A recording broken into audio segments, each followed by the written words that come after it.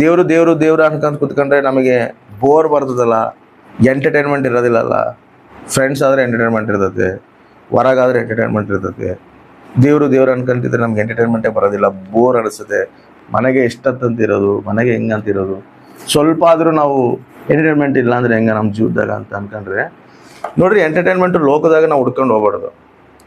ಲೋಕದಾಗ entertainment ಏನು ಮಾಡೋದು ಗೊತ್ತದೆ, ನಮ್ಮ ನಾಷ್ಟಕ್ಕೆ ತಗೊಂಡೋದು ಖಚಿತವಾಗಿ ನಮಗೆ ನಾಷ್ಟಕ್ಕೆ ನಡೆಸ್ತದೆ. ನಾವು ಆರಾಮ್ಸೆ ಮನೆಗಿದ್ದು ಕೂಡ ನಾವು ಸಂತೋಷವಾಗಿರ್ಬೋದು, ನಾವು ಮನೆಗಿದ್ದು ಕೂಡ ನಾವು ಆನಂದಕರವಾಗಿರ್ಬೋದು. ಇವಾಗ ಯೋಹಾನು ಪದ್ಮಸ್ ದ್ವೀಪದಲ್ಲಿ ಇರ್ತಾರ. ಯಾರು ಇರ್ತಾರೆ ಯೋಹಾನಿಗೆ? ಯಾರು ಇರೋದಿಲ್ಲ, ಒಬ್ಬರೇ ಇರ್ತಾನೆ ಯೋಹಾನು.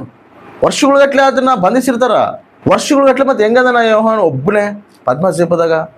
ನಾವು ಒಬ್ಬರೇ ಯಾರ ಜೊತೆಗೆ ಆನಂದಿಸ್ಬೇಕು? ಕ್ರಿಸ್ತ ಜೊತೆಗೆ ಆನಂದಿಸ್ಬೇಕು. ಆಮೇನ್, ಹಲ್ಲೆಲೂಯಾ. ಕ್ರಿಸ್ತ ಜೊತೆಗೆ ನಾವು ಆ ಸಂಬಂಧ ಇಟ್ಕೊಂಡು ಆ ಒಂದು ಸನಿತ ನಾವು ಇಟ್ಕೊಂಡು ನಾವು ನಡೆದಾಗ ನಾವು ಎಲ್ಲಿದ್ರು ಕೂಡ ನಾವು ಸಂತೋಷವಾಗೇ ಇರ್ತೀವಿ, ಎಲ್ಲಿದ್ರು ನಾವು ಆನಂದವಾಗಿರ್ತೀವಿ. ನಮಗೆ ಬೋರ್ ಅನ್ಸೋದಿಲ್ಲ. ನೀನು ತಗೊಂಡೋಗಿ ಎಲ್ಲ ನೀವು ಯೋಹಾನ್ ಹೆಂಗ ಪದ್ಮಸ್ ದೀಪನಂಗ ಹಾಕೋರಂಗ ನಮ್ಮನ್ನು ಕೂಡ ಎಲ್ಲ ತಗೊಂಡೋಗಿ ಅಡವಿನಾಗ ಬಿಟ್ಟರು ಕೂಡ ಅಡವಿನಾಗ ಕೂಡ ನಾವು ಆನಂದವಾಗಿರ್ತೀವಿ. ಎದಕ್ಕೆ ಹೇಳು? ನಮ್ಮ ಜೊತೆ ಯೇಸು ಇರ್ತಾನೆ ನಾವು. ಆಮೇಲೆ ಆತ ನಮ್ಮ ಜೊತೆಗೆ ಇದ್ದಾಗ ನಮಗೆ ಸಂತೋಷನೇ ಇರ್ತೈತೆ, ಬೋರ್ ಅನ್ಸೋದಿಲ್ಲ. ಆ ರುಚಿ ನಾವು ನೋಡ್ಬೇಕು. ಅದಕ್ಕೆ ದೇವ್ರು ಹೇಳ್ತಾ ಗೊತ್ತಾ, ನಾನು ರುಚಿ ನೋಡಿ ತಿಳ್ತಾರೆ. ಆ ಸಂಬಂಧ ಬೆಳೆಸ್ಕೋಬೇಕು. ಅದು ಆಯ್ತಾ ನಮಗೆ?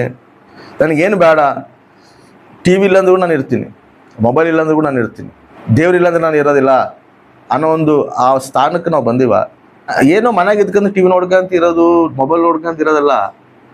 ದೇವ್ರು ನನಗಿದ್ರೆ ಸಾಕು, ನಾನು ಸಂತೋಷವಾಗಿರ್ತೀನಿ. ವಾಕ್ಯ ನನ್ನ ಹತ್ರ ಇದ್ರೆ ಸಾಕು, ನಾನು ಸಂತೋಷವಾಗಿರ್ತೀನಿ ಅನ್ನೋ ಒಂದು ಮೆಟ್ಟಿಗೆ ನಾವು ಬರಬೇಕು. ಹಂಗೆ ಬಂದಾಗ ಏನಾಗ್ತದೆ ಗೊತ್ತಾ, ಆ ಮೆಟ್ಟಿಗೆ ಯೋಹಾನು ಬಂದನ కాబట్టిನೇ, ದೇವ್ರ ತಲೆ ಆ ಒಂದು ಸನ್ನಿಧಾನ ಇದಾನ కాబట్టిನೇ ಯೋಹಾನಿಗೆ ದೇವರು ಪರಲೋಕ ದರ್ಶನ ತೋರಿಸ್ತಾನೆ. ಆಮೇನ್, ಪರಲೋಕ ದರ್ಶನ ತೋರಿಸ್ತಾನೆ. ಮುಂದೆ ಆಗುವಂಥ ನಾಳೆ ಏನಾಗ್ತದೆ ನಮ್ಗೆ ಗೊತ್ತಾ? ಯಾರಿಗೇನು ಗೊತ್ತಾ ನಾಳೆ ಏನಾಗ್ತದೆ? ಹೋಗ್ಲು ಬಿಡು, ಇನ್ನೊಂದು ಅರ್ಧ ಗಂಟೆ ಏನಾಗ್ತದೆ ಆದ್ಮೇಲೆ ನಮ್ಗೆ ಏನಾಗ್ತದೆ ಗೊತ್ತಾ?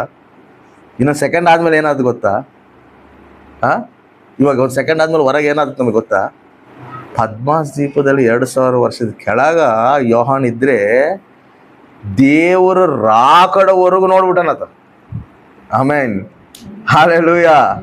ದೇವ್ರ ರಾಕಡದಲ್ಲಿ ಏನೇನಾಗ್ತತೆ, ಹೆಂಗೆ ನಡೀತೈತೆ, ಈ ಪ್ರಪಂಚ ಹೆಂಗಿರ್ತತೆ, ದೇವ್ರು ಹೆಂಗ್ ಬರ್ತಾನ, ಪರಲೋಕದಲ್ಲಿ ಹೆಂಗೈತೆ, ಪರಲೋಕದಲ್ಲಿ ದೇವ್ರ ಸಿಂಹಾಸನ ಹೆಂಗೈತೆ, ಎಲ್ಲ ನೋಡ್ಬಿಟ್ಟನ.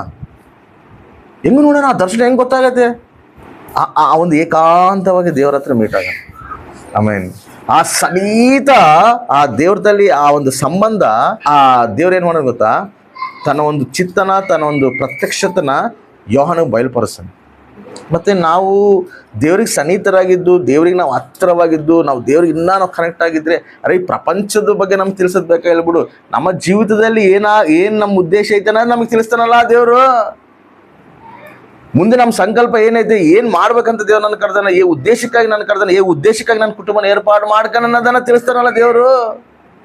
ಮತ್ತು ಆ ಸನ್ನಿಹಿತರಾಗಿ ನಾವು ಇರ್ತಿದೀವ, ಅದನ್ನ ಹುಡುಕ್ತಿದೀವ. ಬೋರ್ ಹೊರಗತ್ತಂದ್ರೆ ಅರ್ಥ ಅಂದ್ರೆ ಏನು ಹೇಳು? ನಾವು ಆ ಕನೆಕ್ಷನ್ ಇನ್ನೂ ಇಟ್ಕೊಂಡಿಲ್ಲ ಅಂತ ಅರ್ಥ. ನಾವಿನ್ನ ಆ ಸನ್ನಿಹಿತ ನಮಗಿಲ್ಲ ಅಂತ ಅರ್ಥ. ಯೋಹಾನಿಗೆ ಏನೋ ಮೊಬೈಲ್ಸ್ ಇದಾವ ಅಲ್ಲಿ, ಯೋಹಾನಿಗೆ ಏನಾದರೂ ಟಿ ವಿ ಐತ ಅಲ್ಲಿ, ಹೋಗ್ಲಿ ಯಾರಾದ್ರೂ ಫ್ರೆಂಡ್ಸ್ ಅದಾರ, ಹೋಗ್ಲಿ ಯಾರು ಕುಟುಂಬ ಐತಾ? ಹೇಳ್ಕೊಳಕ್ಕೆ ಏನು, ದುಃಖ ಹೇಳ್ಕೊಳಕ್ಕೆ, ಅಟ್ಲಿ ಸಂತೋಷ ಪಡೋಕೆ ಏನೋ ಹೇಳ್ಕೊಳಕ್ಕೆ ಯಾರನ್ನ ಇದಾರ ಬಗಲಿಗೆ? ಯಾರು ಇಲ್ಲ, ಒಬ್ಬನೇ ಅದನ. ಆ ಒಬ್ಬನೇ ಇದ್ದ ಕೂಡ ಏನು ಮಾಡೋಣ ಗೊತ್ತಾ, ದೇವ್ರಿಗೆ ಸನ್ನಿಹಿತನಾಗಣ, ದೇವ್ರಿಗೆ ಹತ್ತಿರವಾಗಣ, ದೇವ್ರ ಸಾವಾಸ ಮಾಡೋಣ. ಅದಕ್ಕೆ ದೇವ್ರನ್ನ ಗೊತ್ತಾ, ಆತೇ ಇಳಿದು ಬಂದನು. ಆಮೇಲೆ ಅದಕ್ಕೆ ಹೇಳ್ತಾನ, ನಾನು ನೋಡಿನಿ ಆತನ ಕಣ್ಣುಗಳು ಹೆಂಗದ ಅಂದರೆ ಸೂರ್ಯಕಾಂತಿ ಹಂಗದವ, ಅಗ್ನಿ ಜ್ವಾಲದಂಗೆ ಅದಾವ. ವರ್ಣಿಸ್ತಾನ ಅದನ್ನು ಹೆಂಗಂದ್ರೆ ಆತ ನೋಡೋಣ, ದೇವ್ರ ಆತನಲ್ಲಿ ಬಂದಾನ. ಯೋಹಾನ್, ನಾನು ಹೇಳ್ತೀನಿ, ನೀನು ಬರೀ ನಾನು ಆಗವ್ ಹೇಳ್ತೀನಿ, ಪ್ರಪಂಚ ಹೆಂಗೆ ನಡೀತೈತೆ, ಹೆಂಗೆ ಎಂಡ್ ಆಗ್ತೈತೆ, ಹೆಂಗೆ ಇದನ್ನ ನಾನು ಮುಗಿಸ್ತೀನಿ, ಹೆಂಗೆ ನನ್ನ ಸಂಕಲ್ಪನ ನೆರವೇರಿಸಿ ನೀನು ಹೇಳ್ತೀನಿ, ನೀನು ಬರೀ ಅಂತೇಳಿ ಏನು ಮಾಡ್ತಾನೆ ಗೊತ್ತಾ, ಬರೆಸ್ತಾನ. ಮತ್ತೆ ಏನು ಮಾಡ್ತಾನೆ ಗೊತ್ತಾ, ತನ್ನ ಪರಲೋಕಕ್ಕೆ ಕರ್ಕೊಂಡೋಗಿ ಪರಲೋಕ ನೋಡಿಸ್ತಾನ, ಸಿಂಹಾಸನ ನೋಡಿಸ್ತಾನ. ಸತ್ತು ಹೋಗಿಲ್ಲತ, ಜೀವಂತವಾಗಿ ಇದ್ದಾಗೆ ನೋಡೋಣ ದರ್ಶನ. ಆಮೇನ್, ಹಂಗಿರ್ಬೇಕು ನಾವು, ಸನ್ನಿಹಿತರಾಗಿರ್ಬೇಕು ದೇವರಿಗೆ ಹತ್ತಿರವಾಗಿರ್ಬೇಕು. ನಮ್ಮ ಮನೆಗಿದ್ದೀವಿ, ನಮ್ಮ ಮನೆಗೇ ಇರ್ತೀನಿ, ನನಗೆ ಬೋರ್ ಆಗ್ತತೆ, ನನಗೆ ಟೈಪಾಸೇ ಆಗೋದಿಲ್ಲ ಏನು ಬರೀ ಮನೆಗೆ ಇರ್ಬೇಕಾ ನಾವು ಹಂಗೆ ಅಸಲು ನಾವು ಮನೆಗೆ ಇರ್ತೀವಿ ಅಂದ್ರೆ ಕೂಡ ನಾವು ಸಂತೋಷ ಪಡ್ಬೇಕು. ಎದಕ್ಕೆ ಗೊತ್ತಿಲ್ಲ, ನಾವು ದೇವ್ರಿಗೆ ಕನೆಕ್ಟ್ ಆಗ್ತೀವಿ, ಇನ್ನು ಜಾಸ್ತಿ ಕನೆಕ್ಟ್ ಆಗ್ತೀವಿ, ಜಾಸ್ತಿ ಹತ್ರ ಆಗ್ತೀವಿ. ನಾವು ಎಷ್ಟು ಒಂಟರವಾಗಿರ್ತೀವೋ ಅಷ್ಟು ದೇವ್ರಿಗೆ ಕನೆಕ್ಟ್ ಆಗ್ತೀವಿ. 4 ಜನದಲ್ಲಿ ಮಧ್ಯದಲ್ಲಿ ನಾವು ತಿರುಗಿವ ಅನ್ಕೋ, ನಾವು ದೇವ್ರಿಗೆ ಕನೆಕ್ಟ್ ಆಗೋದಿಲ್ಲ, ದೇವ್ರಿಗೆ ನಾವು ದೂರ ಆಗ್ತೀವಿ. ಯಾವ ಸಂದರ್ಭದಲ್ಲಿ ದೇವ್ರು ನಮ್ಮನ್ನು ನಿಂದಿರಿಸ್ಬೇಕು, ಯಾವ ಸಂದರ್ಭದಲ್ಲಿ ದೇವ್ರು ನಮ್ಮನ್ನು ಕರ್ಕೊಂಡು ಹೋಗ್ಬೇಕು, ಅದು ಕರ್ಕೊಂಡು ಹೋಗ್ತಾನ, ನಡೆಸ್ತಾನ. ಫಸ್ಟ್ ನಾವು ಆತಕ್ಕೆ ಸನ್ನಿಧರಾಗಬೇಕಲ್ಲ, ಫಸ್ಟ್ ನಾವು ಆತಕ್ಕೆ ಕನೆಕ್ಟ್ ಆಗ್ಬೇಕಲ್ಲ. ನಮ್ಮ ಮೇಲಿರೋ ಉದ್ದೇಶ, ಕುಟುಂಬ ಮೇಲಿರೋಂಥ ಉದ್ದೇಶ, ದರ್ಶನಗಳು ದೇವ್ರು ನಮಗೆ ತಿಳಿಯಪಡಿಸ್ಬೇಕಲ್ಲ, ನಾವು ತಿಳ್ಕೊಬೇಕಲ್ಲ. ಏನೋ ಜೀವಿಸ್ತಿದೀವಿ, ಎದ್ದಾಳಿವಿ, ಮಕ್ಕಂಡಿವಿ, ಪ್ರಾರ್ಥನೆ ಮಾಡೀವಿ, ಕುಂತೀವಿ, ಏನೋ ನಡೀತಿದೀವಿ ಅನ್ನೋ ರೀತಿನಲ್ಲೇ ನಾವು ಜೀವಿಸಿದ್ರೆ ದೇವ್ರು ಯಾವಾಗಲೂ ಏನು ಮಾಡ್ತಾನೆ ಗೊತ್ತಾ, ದೇವ್ರು ನಮಗೆಲ್ಲ ಹೇಳ್ಬೇಕಂತಾನೆ ಇಷ್ಟಪಡ್ತಾನೆ.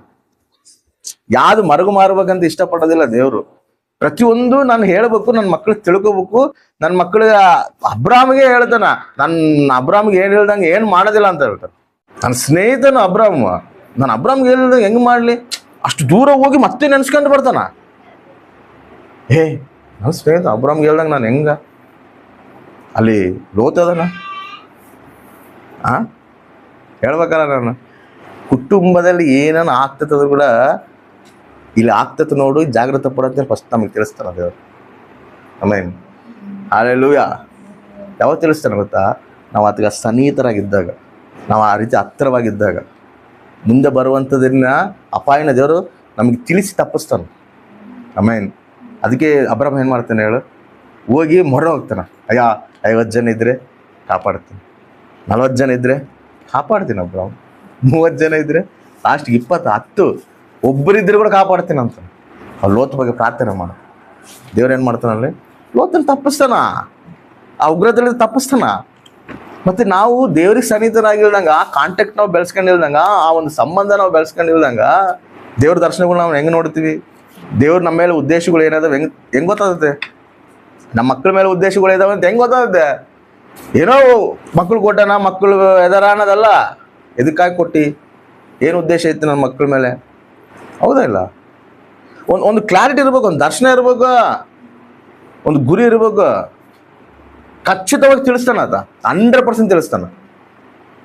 ನಾನು ಎಷ್ಟೋ ಸರಿ ಹೇಳ್ತೀನಿ, ಹೇಳಿನ ಇಲ್ಲ, ದೇವ್ರು ನಮ್ಮ ಮೇಲೆ ಉದ್ದೇಶ ಬೇರೆ ಐತೆ, ನಿಮಗೆ ಗೊತ್ತಿಲ್ಲ, ಒಂದು ಸಂಕಲ್ಪ ಐತೆ, ಒಂದು ಉದ್ದೇಶ ಐತೆ. ಎಷ್ಟು ಸರಿ ಹೇಳಿದ್ ನಾನು ಈ ಮಾತು, ಎದಕ್ಕೆ ಹೇಳ್ತೀನಿ ಅದು, ಯಾಕೆ ಹೇಳಿನದು, ನನ್ನ ಆಲೋಚನೆ ಪ್ರಕಾರ ನಾನು ಹೇಳಿನ, ದೇವ್ರು ತಿಳಿಸೇನದು.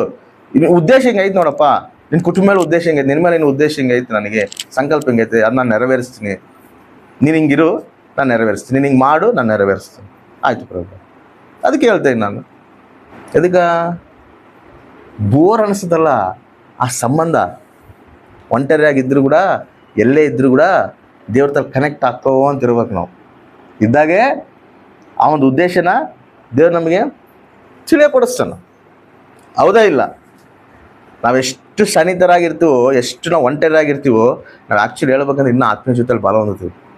ಇವಾಗ ನಮಗೆ ಆಡೋ ವರ ಐತೆ ಅನ್ಕೋ, ನಾವು ಹೆಚ್ಚು ದೇವ್ರಿಗೆ ಒಂಟರಿಯಾಗಿ ನಾವು ಕಲಿತಿರುವಾಗ ನಾವೇ ಒಂದು ಸ್ವಂತ ಹಾಡು ಬರ್ಬೇಕು ಅನಿಸುತ್ತೆ ನಮಗೆ. ಪ್ರೇರೇಪಿಸ್ತಾನೆ ದೇವರು. ಕುತ್ಕೊಂಡು ಅಯ್ಯೋ ದೇವ್ರು ನನಗೆ ಇದೆಲ್ಲ ಮೇಲ್ ಮಾಡೋಣ, ದೇವ್ರು ನನ್ನ ಉದ್ದೇಶ ನನ್ನ ಮೇಲೆ ಹಿಂಗೆ ಐತೆ, ಇಲ್ಲ ಯಾರನ್ನೋ ಓದಾರಿಸ್ಬೇಕು, ಇಲ್ಲ ನಾವು ಓದಾರಿಸಲ್ಪಡ್ಬೇಕು, ಏನೋ ಒಂದು ಆತ್ಮ ನಮ್ಮಲ್ಲಿ, ಪರಿಶುದ್ಧ ಆತ್ಮ ನಮ್ಮನ್ನು ಪ್ರೇರೇಪಿಸಿ ಹಾಡು ಬರಂಗೆ ಮಾಡ್ತಾನ. ಮಾಡ್ತಿಲ್ಲ ಅಂದ್ರೆ ಅರ್ಥ ಏನು ಗೊತ್ತಾ, ನಾವು ಅದು ಕನೆಕ್ಟ್ ಆಗ್ತಿಲ್ಲ ಅಂತ ಅರ್ಥ. ನಾವು ನಿಜವಾಗ್ಲೂ ಕನೆಕ್ಟ್ ಆಗಿವಿ ಅಂದರೆ, ನಿನಗೆ ಆ ವರ ಇದ್ದರೆ ಕಷ್ಟವಾಗಿ ನಿನ್ನ ಹಾಡು ಬರಂಗೆ ಮಾಡ್ತಾನೆ. ಅದನ್ನು ನಾನು ಆಡಬೇಕು, ಅದನ್ನ ಆ ಹಾಡು ಅನೇಕರು ಆಡಬೇಕು, ನಾನು ಬರೆದಿರೋ ಹಾಡು ಅನೇಕರು ಆಡಬೇಕು, ಅನೇಕರು ಬಾಯಲ್ಲಿದ್ದ ಹಾಡು ದೇವ್ರ ನಾಮ ಮಹಿಮೆ ಹೊಂದಬೇಕು. ಆಸೆ ಬರ್ತತೆ, ಬರೋದಿಲ್ಲ, ಖಚಿತವಾಗಿ ಬರ್ತದೆ. ಹಂಗೆ ನಮ್ಮ ಮನಸ್ಸು ನಮ್ಗೆ ಹಂಗೆ ಕೋರಾಗತ್ತ, ಆ ರೀತಿ ನಮ್ಮನ್ನು ಆತ್ಮ ಪ್ರೇರೇಪಿಸಕತ್ತ. ಪ್ರೇರೇಪಿಸ್ತಿಲ್ಲ ಅಂದ್ರೆ ಅರ್ಥ ಏನು ಗೊತ್ತಾ, ನಾವು ಜಸ್ಟ್ ಎದೀವಿ ಅಷ್ಟೇ, ದೇವ್ರದಲ್ಲಿ ಎದೀವಿ ಅಷ್ಟೇ, ಅನ್ಕಂತಿದ್ದೀವಿ ಅಷ್ಟೇ, ಸನ್ನಿಹಿತರ ಆಗ್ತಿಲ್ಲ. ನಾವು ಸನ್ನಿಹಿತರ ಆಗ್ಬೇಕಂದ್ರೆ ಏನಾಗ ಗೊತ್ತಾ, ನಾವು ಏಕಾಂತವಾಗಿ ಆತನ ಕಲಿಬೇಕು, ಏಕಾಂತವಾಗಿ ನಾವು ಆತನ ಹುಡುಕ್ಬೇಕು. ನಮ್ಮ ಲೈಫ್ ನಮಗೆ ಬೋರ್ ಅನ್ನಿಸ್ಬಾರ್ದು, ಅದೇ ನಮ್ಮ ಲೈಫ್ ನಮ್ಗೆ ಯಾವತ್ತೂ ಬೋರ್ ಅನ್ನಿಸ್ಬಾರ್ದು. ದೇವರಿರುವಾಗ ನಮಗೆ ಬೋರ್ ಅದಕ್ಕೆ, ಸಂತೋಷ ಆತನಲ್ಲೈತೆ, ಆನಂದ ಆತನಲ್ಲೈತೆ, ಸಮಾಧಾನ ಆತನಲ್ಲೈತೆ. ಪ್ರಯಾಸ ಪಡ್ತಿರೋ ಸಮಸ್ತ ಜನರೇ ನೀವು ನನ್ನ ಬಳಿಗೆ ಬರ್ರಿ, ನಾನು ನಿಮಗೆ ವಿಶ್ರಾಂತಿ ಕೊಡ್ತೀನಿ ಅಂದ್ರೆ ಎಲ್ಲ ಆತನದಾಗ ಐತೆ. ಬೋರ್ ಹೆಂಗೆ ಬರುತ್ತೆ, ಹೌದಾ ಇಲ್ಲ? ಇನ್ನು ಜಾಸ್ತಿ ವಾಕ್ಯದಾನ ಮಾಡಬೇಕು. ಒಂಟೆರಾಗಿದ್ದಾಗೆಲ್ಲ ಇವೆಲ್ಲ ಬರ್ತಾವ. ನಾವು ಎಷ್ಟು ಏಕಾಂತವಾಗಿ ಕಲಿತಿರ್ತೀವೋ ಈ ಪ್ರತ್ಯಕ್ಷತೆಗಳು ಜಾಸ್ತಿ ಆಗ್ತಾವೆ ನಮಗೆ. ಬೈಬಲ್ ಜಾಸ್ತಿ ಓದ್ಬೇಕು, ಬೈಬಲ್ ಆಗಿರೋ ಜಾಸ್ತಿ ತಿಳ್ಕೊಬೇಕು. ಆದಿಕಾಂಡದಿಂದ ಪ್ರಕಟಣೆಯವರೆಗೆ ನಾನು ಪೂರ್ತಿ ಮಾಡ್ಬೇಕು, ಏನೈತೆ ನಾನು ತಿಳ್ಕೊಬೇಕು. ಹೆಚ್ಚಾಗುತ್ತೆ, ಪ್ರಾರ್ಥನೆ ಜೀವಿತ ಹೆಚ್ಚಾಗುತ್ತೆ. ದೇವರು ದರ್ಶನಗಳು ಜಾಸ್ತಿ ನಮಗೆ ತೋರಿಸ್ತಾನ ದೇವರು. ಆಮೇನ್, ಹಲ್ಲೆಲೂಯಾ.